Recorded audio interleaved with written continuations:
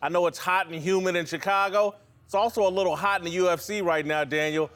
John Jones testing positive, Brock Lesnar testing positive, a cloud over UFC 200. What the hell's going on with your sport? The #1 pound-for-pound entity in all of sports, the United States Anti-Doping Agency, USADA. The UFC brought in USADA by choice to clean up the sport. When you bring in an entity like USADA, they come to test guys at a level that they haven't been tested at before, and so you're going to have casualties.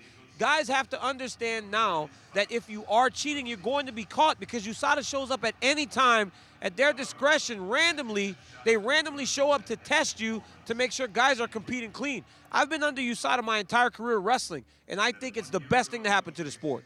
I don't know if these two things are connected, the controversy with UFC 200 and Darren Rovell of ESPN tweeting out that he's concerned that perhaps there's a problem with the acquisition, the recent sale of the UFC for $4 billion. Dana White went back at Darren Rovell. Are you concerned at all about the future of UFC and this sale?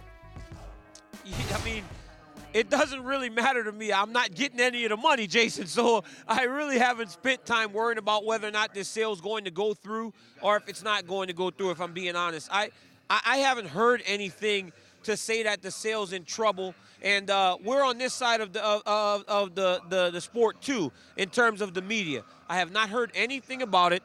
Dana said that it's not true. All you can really do is go off the people that are in the know. Dana's in the know. He says it's not true, so I got to believe that. But reality is, it does not really matter to me one way or the other.